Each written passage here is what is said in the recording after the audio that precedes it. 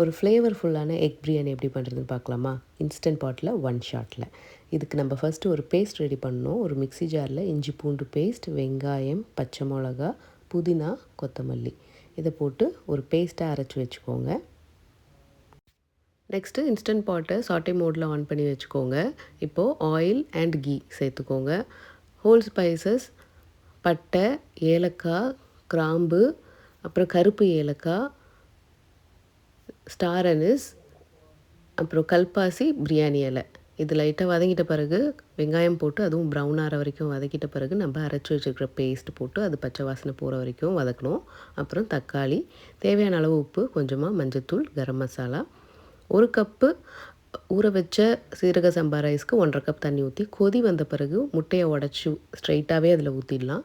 இப்போ நம்ம இன்ஸ்டன்ட் பாட் மூடி போட்டு 6 மினிட்ஸ்க்கு இதை ப்ரெஷர் குக் பண்ண போகிறோம். சூப்பரான எக் பிரியாணி 1 ஷாட்டில் ரெடி ஆகிடும். ட்ரை பண்ணி பாருங்கள்.